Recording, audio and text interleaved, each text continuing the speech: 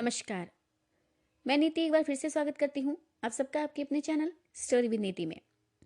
तो आज मैं आप सबके लिए लेकर आई हूँ बिहार के प्रसिद्ध पर्व महाव्रत महापर्व की पौराणिक कथा, जिसका नाम है छठ पूजा। तो आइए सुनते हैं छठ पूजा की पौराणिक कथाएं मेरे साथ, यानी आपकी अपनी नीति के साथ। तो सबसे पहले हम जान लेते हैं कि ये जो पर्व है कब मनाया जाता है। तो ये पर्व जो है शुक्ल पक्ष की छठी तिथि को मनाया जाता है और ये पर्व दिवाली के बाद उत्तर प्रदेश के कुछ इलाकों में और बिहार राज्य के लोगों द्वारा तो मनाया ही जाता है। छठ पूजा जो है लगभग 4 दिनों तक की जाती है, जिसमें भगवान सूर्य देव और छठ मैया की आराधना का विशेष महत्व है। इस दिन की शुरुआत सबसे पहले नहाय खाए से होती है, जिसमें शुद्ध शाकाहारी भोजन ही किया जाता है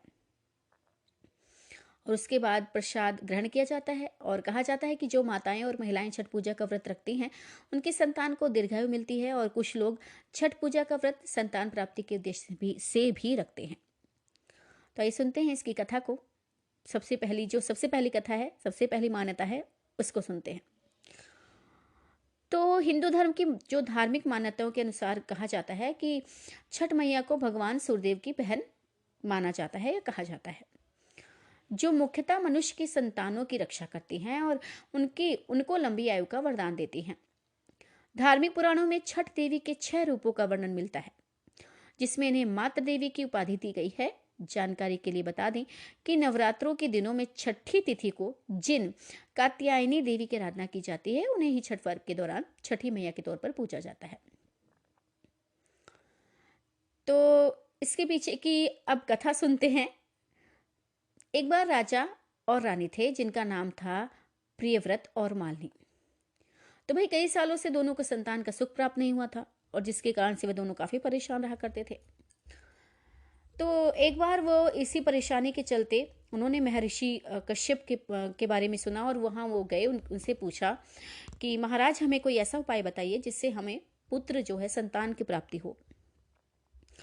तो कश्यप ऋषि जी थे, उन्होंने उनको एक महायज्ञ, पुत्रेष्टि यज्ञ जिसको कहा जाता है, उसको आयोजन कराने का जो है उनको परामर्श दिया, सुझाव दिया और जिसको राजा ने बहुत ही धूमधाम से, बहुत ही अच्छे मन से कराया, आयोजन किया, उसको बहुत अच्छे से संपूर्ण किया। और उसके बाद जो है उसके फलस्वरूप रानी जो थी वो गर्भवती हो गई। तो 9 महीने बाद दंपति को पुत्र तो हुआ, लेकिन वो मरा हुआ था। अब इतने दिनों के बाद, इंतजार करने के बाद, इतने मन में इतनी ज्यादा अभिलाषाएं होती हैं, उन सब की जब आपको एकदम से आप इतने दिनों तक किसी चीज के बारे में इतना सोचते हो और एकदम से आपको ऐसा फल मिले, तो इसका इतना धक्का लगा उन राजा रानी को। उन्होंने कहा कि अब ठीक है, अब तो हमें जीना नहीं, कि हमारे जीवन में तो अब संतान सुख लिखा ही नहीं। और मरे हुए पुत्र को देखकर तो वो खुद ही मर गए थे, तो उन्होंने फिर मन बनाया कि ठीक है, अब हम लोग भी जो है वो खुदकुशी कर लेंगे।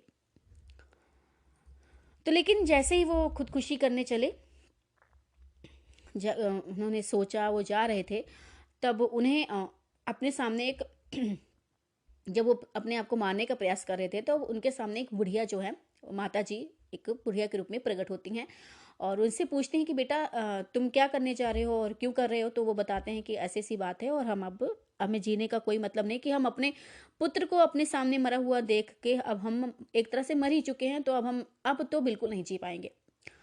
तो माता जी उनको समझाती हैं कि देखो बेटा, मेरी एक बात मान लो, और अगर इसके बाद भी अगर तुम्हें तुम्हारा जो कार्य है या तुम्हारी जो मंशा है वो नहीं पूरी होती है, तो तुम अपना जीवन जो समाप्त कर सकते हो। तो उन्होंने कहा ठीक है। तो माता जी ने उन्हें बताया कि देखो, कि माता जो छठी देवी हैं, तो वो जो है संतान भक्तों को, अपने भक्तों को संतान का सुख प्रदान करती हैं और उन्हें संतान प्राप्ति का सौभाग्य भी प्रदान करने वाली जो माता कहा जाता है, और उनका नाम छठी माता है। तो अगर तुम दोनों उनका सिमरन करोगे, सच्चे भाव और श्रद्धा से उनकी पूजा करोगे, तो वो तुम्हें जरूर ही संतान का सुख वरदान जो है देंगी। एक बार तुम ये करके देखो, और क्या पता तुम्हारा मृत पुत्र भी तुम्हारा जो है वो जीवित हो जाए। तो राजा रानी वैसे तो वो अपने मतलब हार चुके थे मन से, मतलब उन्होंने ये उम्मीद छोड़ दी थी। लेकिन जब वो उस जो जो माता जी थी, जो बूढ़ी माता जी थी, उनकी इतने विश्वास और दृढ़ विश्वास संकल्प से उन्होंने उनकी बातें सुनी, तो उनको लगा कि एक बार, रानी ने उनसे कहा कि एक बार चलो ठीक है राजन जी, एक बार हम ये भी उपाय करके देख लेते हैं क्या, अगर हम इतने दिनों तक भटके। उनके मन में भी एक विश्वास जागता है, और विश्वास के साथ जब वो माता देवी छठी की पूजा करते हैं और उनके 4 दिनों तक जब वो व्रत करते हैं, सूर्य देव के साथ उनकी पूजा की जाती है, सूर्य देव को अर्घ्य देते हैं, तो कहते हैं कि फिर उस प्रभाव से, व्रत के प्रभाव से माता छठी जो होती हैं वो बहुत ही प्रसन्न होती हैं, भगवान सूर्य बहुत ही प्रसन्न होते हैं। भगवान सूर्य को तो वैसे ही बहुत ही समृद्धशाली, कहते हैं कि उनकी पूजा करने से समृद्धि होती है, घर में बरकत होती है। तो भगवान सूर्य तो ऐसे ही बहुत ही कोमल दिल के हैं, कोमल हृदय के हैं, तो फिर वो खुश हो जाते हैं, और फिर इस तरह से उनको जो है माता छठी जी जो प्रकट होती हैं और उनके पुत्र को जीवित करती हैं। पुत्र को दीर्घायु का जो वरदान दिया जाता है, और इस प्रकार राजा रानी अपने पुत्र के साथ अच्छा जो है जीवन आगे व्यतीत करने लगते हैं। और तब से वो अपने राज्य में ये घोषणा करा देते हैं कि हमारे राज्य में, और हमारे राज्य के साथ साथ में जितना जहाँ तक उनका प्रचार प्रसार था, वहाँ ये घोषणा कराते हैं कि ये व्रत तो रखा ही जाएगा, ये माता छठी की पूजा हमारे होगी। पर तो फिर उसके बाद जो जो सुनता जाता है कि हाँ भाई, इस व्रत से बच्चे, देखिए संतान के लिए तो इंसान कुछ भी कर जाता है, तो तब से ये प्रचलन हो गया। जो जो लोग आगे आगे ये जो व्रत है, वो व्रत की महत्वता बढ़ती जाती है।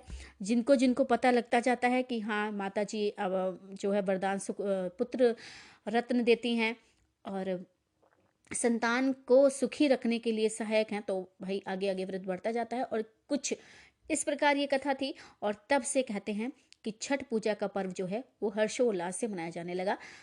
तो पहली कथा तो ये थी जो बहुत ही लोग माने हैं, और दूसरी कथा ये है कि इसके अलावा कहा जाता है कि महाभारत काल में जब पांडव धूत क्रीड़ा में अपना सारा राजपाट हार गए थे, जब वो जुआ खेलने में, तब पांडवों की पत्नी द्रौपदी ने भी छठी मैया का व्रत धारण किया था, और कहते हैं कि उसी व्रत के चलते पांडवों को अपना राजपाट पुनः वापस मिला था।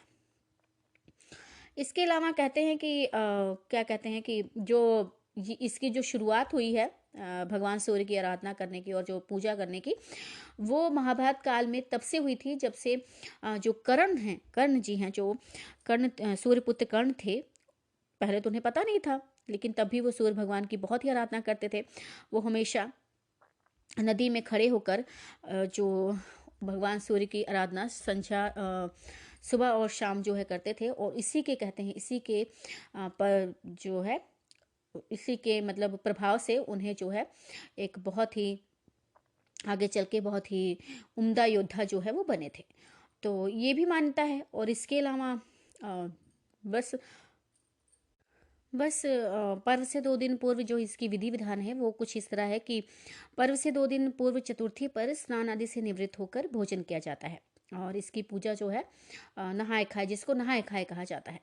और पंचमी को उपवास करके संध्या काल में किसी तालाब या नदी में स्नान करके सूर्य भगवान को अर्घ्य दिया जाता है। तत्पश्चात अलोना यानी बिना नमक का भोजन किया जाता है।